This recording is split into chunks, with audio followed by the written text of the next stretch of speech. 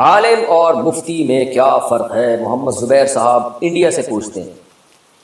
دیکھیں محمد زبیر صاحب، عالم کا مطلب ہوتا ہے جس نے پراپر علم حاصل کر لیا، قرآن کی تفسیر پڑھ لی اس نے، حدیث پڑھ لی اس نے، عربی گرامر پہ عبور حاصل ہو گیا، عربی ادب سیکھا اس نے، ٹھیک ہے نا، اسلامی قانون کو پڑھا اس نے۔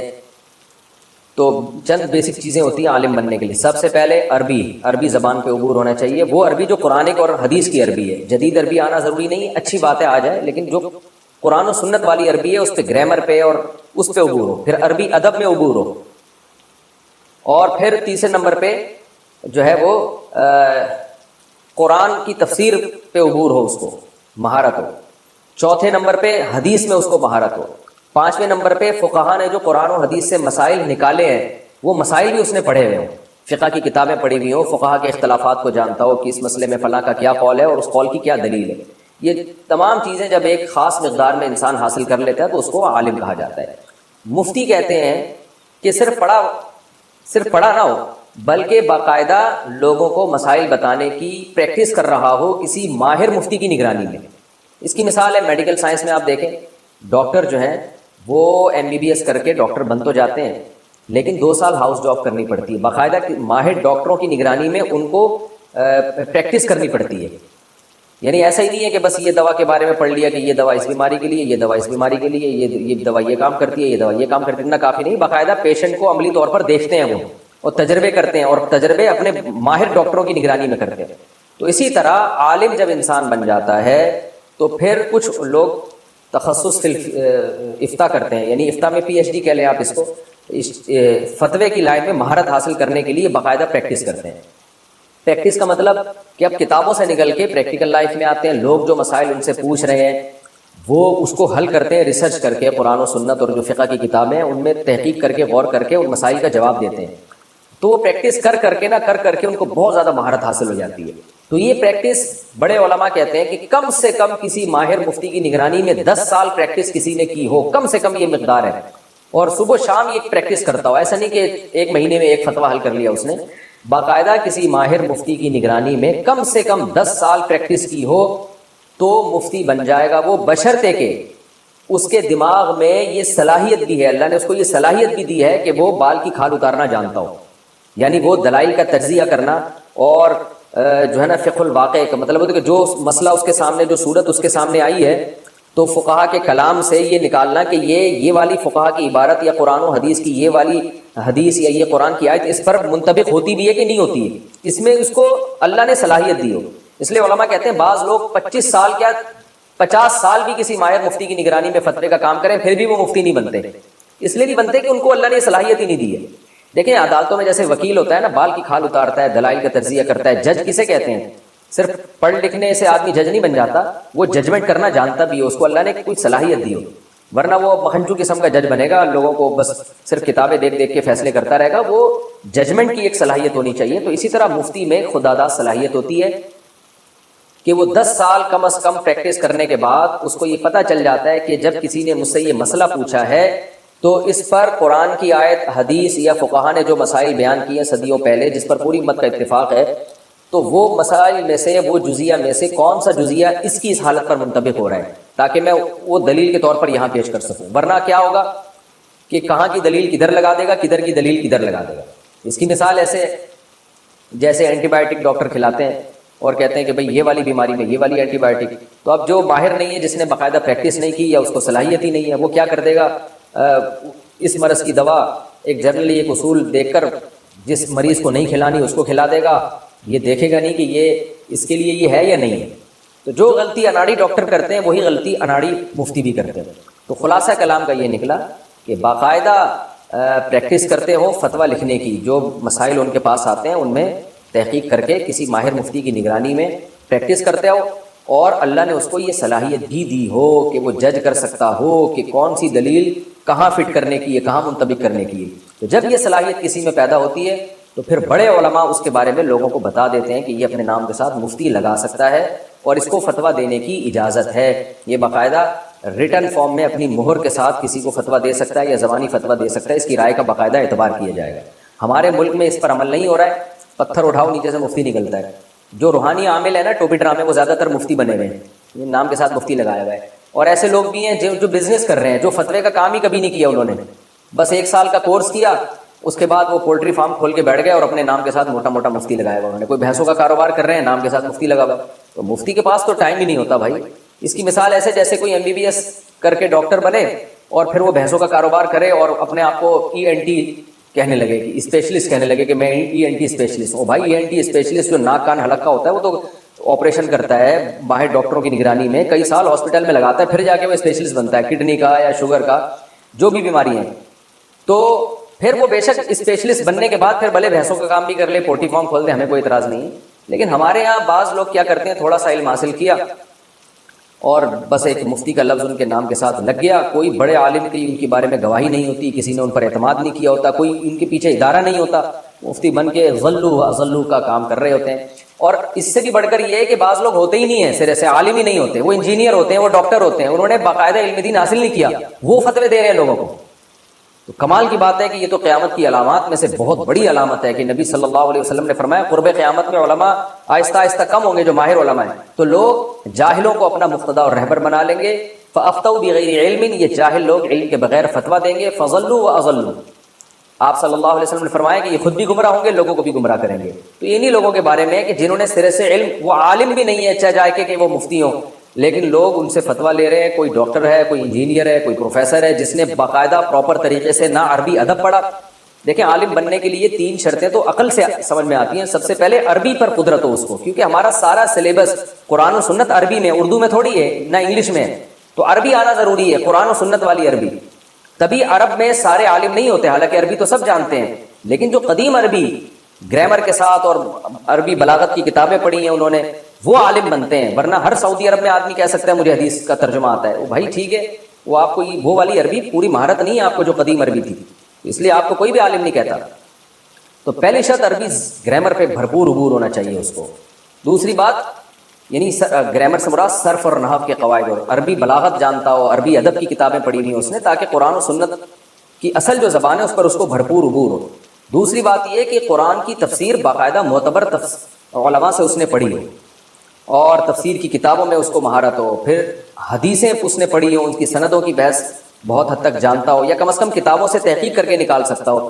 اور پھر قرآن و حدیث کی تشریح جو فقہا کر چکے ہیں صدیوں پہلے, ان کی کتابیں اس نے پڑھی ہوں, تاکہ اس کو پتہ چلے کہ فقہا کیسے قرآن و سنت سے مسائل نکالتے ہیں اور ان کی کیا ان کے پیش نظر دلائل ہوتے ہیں, اور فقہا نے کس مسئلے پر اجماع کیا ہے, کس مسئلے پر ان کا اختلاف ہے, اس اختلاف کی حیثیت کیا ہے, یہ تمام چیزیں, اور پھر پریکٹس, اس کے بعد جا کے انسان اس قابل بنتا ہے. تو بہت سے لوگ اس کی اکائی سے بھی واقف نہیں ہوتے. اردو کتابیں انہوں نے پڑھ لی, کوئی ترجمہ پڑھ لیا وہاں سے, کچھ وہاں سے دیکھ لیا, اور جناب کیونکہ عوام بھی بالکل بیچاری فارغ ہے, اس کے پاس علم ہی نہیں ہوتا, تو وہ انہی جاہلوں کو اپنا امام بنا لیتی ہے. وہ سمجھتے ہیں بڑے پڑھے لکھے ہیں, حالانکہ وہ ترجمے تک انہوں نے غلط کیے ہوئے ہوتے ہیں. تو دعوے کرنے سے نہیں انسان بن جاتا, بلکہ اس دعوے کے پیچھے دلیل ہونی چاہیے کہ آپ کتنے قابل. دیکھ لینا جعلی حکیموں کے اور جعلی ڈاکٹروں کے کتنے بڑے بڑے یوٹیوب پہ دعوے ہوتے ہیں, لیکن جب کسی پڑھے لکھے ڈاکٹر کے سامنے وہ دعووں کو پیش کیا جاتا ہے تو وہ نہیں مانتے ان دعووں کو. تو یہی حال میڈیکل سائنس میں تو اتنا برا حال نہیں ہے, لیکن دین کے علم کے معاملے میں لوگوں نے بہت زیادہ آزادی دے دی ہے. تو اس لیے جو ہے نا, اس میں بہت احتیاط کی ضرورت ہے, اور مسائل کی تحقیق پر انہی لوگوں پر اعتماد کیا جائے گا جو اس تحقیق کے اہل ہیں. یہاں پر قرآن پاک کی تعلیم کا کوئی باقاعدہ ادارہ نہیں ہے. ڈاکٹر فرحت ہاشمی کی طالبات ہمیں واٹس ایپ گروپ پر قرآن پاک کی تعلیمات دیتی ہیں. کیا ڈاکٹر فرحت ہاشمی صاحبہ کے ترجمہ و تفسیر پر اعتماد کیا جا سکتا ہے یا نہیں؟ مسز عدیل اسپین سے. ڈاکٹر فرحت ہاشمی کے جب سے لیکچر شروع ہوئے ہیں الحمدللہ بہت ساری خواتین نے پردہ کیا ہے. میں ذاتی طور پہ جانتا ہوں بہت ساری خواتین قرآن سے دلچسپی پیدا ہوئی ہے, اور آگے انہوں نے قرآن کی تعلیمات کو عام کیا ہے. یہ فائدے بہت ہیں, اس لیے سنیں آپ ضرور, انشاءاللہ اللہ نے چاہا تو فائدہ ہوگا. اب تک کوئی ہمیں ایسی تفسیر پر کوئی چیز نظر نہیں آئی جو شریعت کے خلاف ہو. لیکن یہ بات ضرور ہے کہ مسائل جو ہے نا, فقہی مسائل, وہ ریلائبل مفتی سے پوچھنے چاہیے. آج کل مسئلہ یہ ہے کہ جو آدمی واعظ و نصیحت کا کام شروع کرتا ہے یا درس قرآن کا, وہ لوگوں کو مسائل بھی بتانا شروع کر دیتا ہے, چاہے مرد ہو یا عورت ہو. یہ ایک چیز معاشرے میں پھیل گئی ہے, تو ہر چیز کے اہل ہوا کرتے ہیں. تو جب آپ کو کوئی فتویٰ چاہیے تو پھر اس میں آپ کسی ریلائبل دینی ادارے کے کسی مفتی سے جو پراپر جو فتوے کا کام کر رہے ہوں عرصہ دراز سے, تو ان سے پراپر فتویٰ لینا چاہیے. مسائل کے معاملے میں کسی بھی صرف مذہبی اسکالر ہونا کافی نہیں ہے، کوئی بھی ہو، فرحت ہاشمی کی بات نہیں کر رہا، کوئی بھی ہو، صرف اسکالر ہونا کافی نہیں ہے۔ وہ اکثر ہم نے دیکھا ہے لوگ اس میں غلطی کرتے ہیں۔ ایک مشہور اسکالر ہے، درس قرآن دیتے تھے، وہ ایک صاحب مجھے ملے اور کہنے لگے قسطوں کا کاروبار کیسا ہے؟ میں نے کہا جائز ہے بالکل، ایک چیز کیش پہ مہنگی ہوتی ہے اور ادھار پہ کیش پہ سستی ہوتی ہے، ادھار پہ مہنگی ہوتی ہے۔ انہوں نے کسی اسکالر کا نام لیا کہ وہ تو بڑا اچھا درس قرآن دیتے ہیں، انہوں نے کہا بالکل ناجائز ہے۔ میں نے کہا نہیں ایسا نہیں ہے، وہ اسکالر تھے اپنی جگہ، درس قرآن بھی اچھا دیتے تھے، مسائل کا علم نہیں ہوتا اور ہر چیز کا ایک اہل ہوا کرتے ہیں۔ تو یہ جو قرآن مجید میں آتا ہے احل اللہ البیع وحرم الربا، کہ مشرکین نے کہا کہ انما البیع مثل الربا، جب سود حرام ہوا ہے نا تو مشرکین نے کہا یہ جو بیع ہے، خرید و فروخت، یہ بھی تو سود جیسی ہے۔ تو بعض مفسرین نے لکھا ہے کہ وہ قسطوں کے کاروبار ہی کے بارے میں مشرکین نے اعتراض کیا تھا کہ اگر آپ سود کو حرام دیتے ہیں تو قسطوں میں بھی تو چیزیں مہنگی بکتی ہیں۔ تو اس کے اللہ نے کیا جواب دیا؟ احل اللہ البیع، بھائی وہ خرید و فروخت کا معاملہ ہو رہا ہے، وہ جائز ہے، اور سود کا معاملہ وہ حرام ہے۔ تو اللہ نے فرق رکھا ان میں، ایک کو حلال قرار دیا، ایک کو حرام قرار دیا۔ تو مسائل کے معاملات میں جو آج کل جو بہت سارے اسکالرز یا درس قرآن دینے والے لوگ ہیں، جب تک وہ ریلائبل مفتی نہ ہو، کسی دینی ادارے سے پراپر فارغ نہ ہو، کسی مفتی کی نگرانی میں فتوے کا کام نہ کیا ہو، اس وقت تک مسائل نہیں پوچھنے چاہیے ان سے، خاص طور پہ جو پیچیدہ مسائل ہیں، یہ اختلافی مسائل ہیں، ان میں اکثر یہ حضرات غلطی کر جاتے ہیں۔ کیا سفر معراج میں دیدار الہی ہوا تھا؟ کیا قرآن و حدیث سے اس بارے میں کوئی روشنی ملتی ہے کہ معراج کے سفر میں رسول اللہ صلی اللہ علیہ وسلم نے اللہ تعالیٰ کو اپنی آنکھوں سے دیکھا تھا یا نہیں؟ کامران شیخ، سعودی عرب سے۔ دیکھیں اس پہ دلائل سے تو میں بعد میں کسی وقت ریکارڈ کروا دوں گا پوری تفصیل سے، لیکن اس میں دونوں رائے ہیں علماء کی۔ بعض علماء کہتے ہیں نبی صلی اللہ علیہ وسلم نے اپنی آنکھوں سے دیکھا تھا، بعض کہتے ہیں نہیں دیکھا تھا۔ میری نظر میں جو دوسرے دلائل ہیں وہ زیادہ قوی ہے، کیونکہ حضرت عائشہ نے بھی نفی کی ہے اس کی۔ نور انا اراہ، خود آپ سے حدیث میں ثابت ہے، نبی صلی اللہ علیہ وسلم فرمائے نور تھا، میں کہاں سے دیکھ سکتا تھا؟ اور اس دنیا کی آنکھوں سے تو قرآن مجید میں بھی ہے لا تدرکہ الابصار وہو یدرک الابصار، کہ اس دنیا کی آنکھوں سے اس دنیا میں دیکھنا ممکن نہیں ہے۔ معراج پہ جب آپ صلی اللہ علیہ وسلم گئے، وہ تو اسی عالم میں گئے، عالم خواب میں یا عالم ارواح میں تھوڑی گئے، وہ تو انہی آنکھوں کے ساتھ گئے۔ بہرحال دوسری طرف بھی دلائل ہیں، لیکن میری رائے میں زیادہ قوی دلائل اس طرف ہے کہ دیکھنا ثابت نہیں ہے۔ حضرت موسیٰ علیہ السلام نے خواہش ظاہر کی تھی، مگر یہ کہ اللہ تعالیٰ نے پہاڑ پہ تھوڑی سی تجلی ظاہر کی اور موسیٰ کو بتا دیا، کلیم اللہ کو، لن ترانی ہے موسیٰ، تو نہیں دیکھ سکتا مجھے کسی قیمت پہ، لن ترانی، اور ہرگز یہ ممکن نہیں ہے۔ تو آخرت میں دیدار ہوگا اللہ تعالیٰ کا اور ہم ان آنکھوں سے دیکھیں گے۔ اس وقت جو اللہ ہمیں آنکھیں دیں گے اس میں اتنی طاقت ہوگی کہ وہ اللہ کے دیدار کو برداشت کر سکے۔ دنیا کی آنکھوں سے دیکھنا قرآن و سنت سے پتہ چلتا ہے کہ یہ ممکن نہیں ہے، لیکن بہرحال اگر کوئی دوسرا قول بھی اختیار کرتا ہے، اس کی رائے میں وہ زیادہ قوی ہے، تو اس میں گورنمنٹ کی طرف سے کوئی پابندی نہیں ہے۔ ان چیزوں میں ہمیں لڑنا نہیں چاہیے۔ اور یہ بھی ہے کہ میں نے ایک دفعہ پہلے بھی اس پر بیان کیا تھا کہ میں نے جو دلائل دونوں طرف پڑھے ہیں تو میرا اپنا رجحان اسی طرف ہے کہ دیکھنا ثابت نہیں ہے۔ تو بعض لوگوں نے گستاخی کا فتویٰ لگا دیا میرے اوپر کہ ان کو تو پتہ نہیں معاذ اللہ نبی سے کیا، معاذ اللہ، ان کو تو نبی سے محبت ہی نہیں ہے، یہ تو نبی کی فضیلت کے ہی قائل نہیں ہے۔ اور بھائی نبی کی فضیلت جو قرآن و سنت سے، صحیح احادیث سے ثابت ہوگی، نبی نے بتایا ہوگا، ہم اس کے قائل ہوں گے نا۔ اگر میری رائے میں کوئی بالکل بے غبار اور واضح حدیث نہیں ہے اس بارے میں، دیدار کے بارے میں، تو اس میں توہین کی کہاں سے بات آ گئی؟ ہم نبی کی فضیلت کے قائل ہیں، سب سے بڑی فضیلت آپ کی، آپ اللہ کے پیغمبر ہیں، آپ اللہ کے رسول ہیں، آپ اللہ کے سفیر ہیں، اور ایسے سفیر کہ آپ صلی اللہ علیہ وسلم نے فرمایا لو کان موسیٰ حیا لما وسعہ الا اتباعی، آج موسیٰ بھی زندہ ہو جائیں تو مجھے فالو کیے بغیر نجات نہیں ہو سکتی ہے۔ کتنی بڑی فضیلت ہے۔ تو جو فضیلتیں ہمارے نبی کی ثابت ہیں وہ خود اتنی بڑی فضیلت ہے کہ اس سے بعد اگر کوئی کسی ضعیف حدیث کی بیس پہ یا ایسی حدیث جو واضح نہیں ہے اس کی بیس پر اس روایت سے ثابت ہونے والے مضمون کا اگر کوئی انکار کر دیتا ہے تو اس سے پیغمبر کی توہین کا کوئی پہلو نہیں نکلتا۔ اس لیے ہمیں رسول اللہ صلی اللہ علیہ وسلم سے محبت ہے، آپ سرور کائنات ہیں، آپ سید الانبیاء ہیں، آپ تمام پیغمبروں میں سب سے افضل ہیں، اور سب سے بڑی بات بعد از خدا بزرگ تو یہ قصہ مختصر، اللہ کے بعد اس کائنات میں سب سے بڑا مقام اگر کسی کا ہے تو سید الانبیاء حضرت محمد صلی اللہ علیہ وسلم کا ہے۔ تو یہ فضیلت ہے۔ تو اگر کوئی ان بیسس پہ انکار کرتا ہے کہ بھئی دیکھنا ثابت نہیں ہے تو کم از کم اس پہ توہین کے فتوے نہ لگایا کرے۔ ایسے تو کوئی خود سے بہت سارے فضائل گڑ کے بیان کرنا شروع کر دے اور جب علماء انکار کریں تو آپ ان پہ توہین کے فتوے لگا دیں، تو یہ تو پھر ایک تو شرعی حدود سے تجاوز ہو جائے گا۔ بہرحال مسئلہ اختلافی ہے، میں نے کہا کہ دوسری طرف بھی علماء کی رائے موجود ہے، تو اگر کوئی وہ رائے رکھتا ہے تو اس میں کوئی حرج نہیں ہے۔ خلق کی جمع آتی ہے اخلاق، تو اردو میں جو اخلاق ہے نا یہ عربی سے آیا ہے، تو یہ سنگولر نہیں ہے بلکہ یہ لفظ پلورل ہے۔ کچھ لفظ اردو میں آ کے وہ سنگولر بن جاتے ہیں، لیکن اصل میں وہ پلورل ہوتے ہیں، جمع ہوتے ہیں.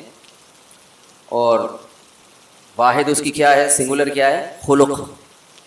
تو خلق میں نے بتایا تھا، یہ خلق کہتے ہیں پیدا کرنا، تخلیق پیدا کرنا، خلق پیدا کرنا، خالق پیدا کرنے والا. خلق وہ طبیعت جس پہ کوئی چیز ڈھلی ہو، وہ نیچر جس پہ کسی کو بنایا گیا ہو، ڈیزائن کیا گیا ہو. تو میں نے اس پہ بتایا تھا کہ ہمارے ہاں اخلاق کا جو مطلب اردو میں لیا جاتا ہے، عربی میں اصل میں وہ مطلب نہیں ہے.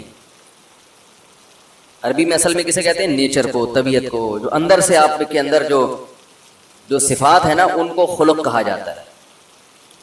تو اللہ تعالیٰ نے رسول اللہ صلی اللہ علیہ وسلم کے بارے میں فرمایا کہ آپ بہترین اخلاق پر ہیں. کیا مطلب، آپ بائی نیچر بہت اچھے ہیں. میں سمجھا پا رہا ہوں اپنی بات؟ اور جو بائی نیچر اچھا ہوتا ہے تو اس کا مطلب یہ ہوتا ہے کہ اندر سے اچھا کسے کہتے ہیں، جس میں حسد نہ ہو، کینہ نہ ہو، بغض نہ ہو، جیلسی نہ ہو. یہ ساری چیزیں جب انسان کا دل ان چیزوں سے پاک ہوتا ہے تو ہم کہتے ہیں یہ آدمی اندر سے، بولو بھائی، اچھا، بزدلی نہ ہو، کنجوسی نہ ہو،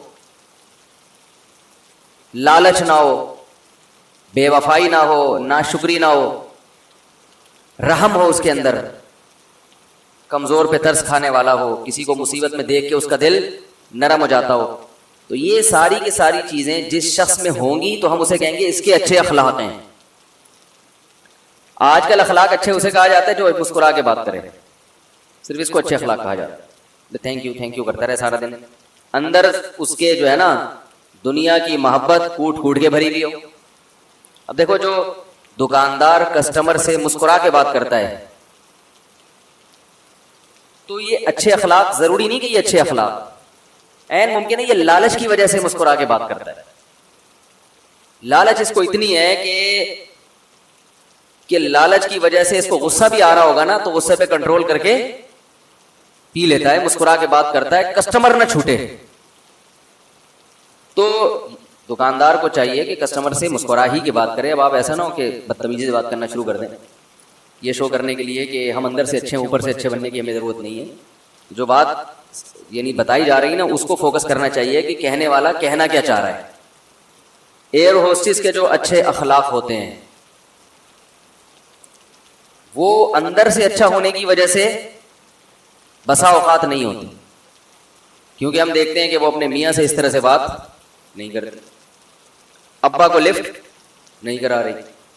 اس کا مطلب بھائی یہ جو اچھے اخلاق ہیں یہ سخاوت کی وجہ سے یا غصے پہ کنٹرول کی وجہ سے نہیں ہے، بلکہ یہ سیلری اچھی اور یعنی ترقی کی چاہت میں اچھے اخلاق ہو رہے ہیں کہ بھائی کمپنی میں رپورٹ اچھی جائے.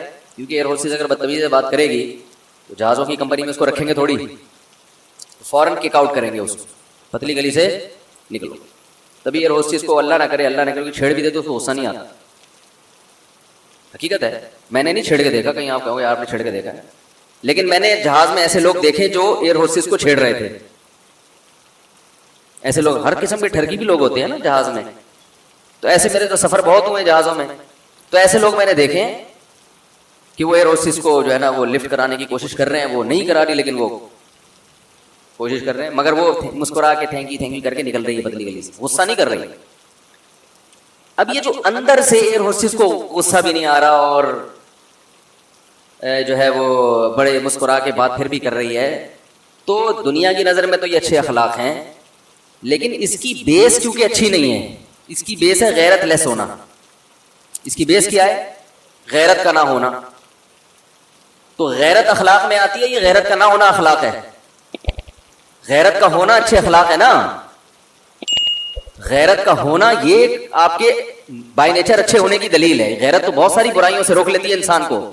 غیرت ہوتی ہے تو آدمی جھوٹ نہیں بولتا، یار یہ کیا غیرت کے خلاف ہے نا جھوٹ بولنا. چوری کرنا غیرت کے خلاف ہے. دوسرے کی بہو بیٹیوں کو، ماں بہنوں کو بری نیت سے دیکھنا یہ غیرت کے خلاف ہے. انسان اپنے بارے میں سوچتا ہے تو اس کو غیرت آتی ہے. تو غیرت ہی ختم ہو جائے تو پھر تو سارے دن تھینک یو کرتا پھرے گا.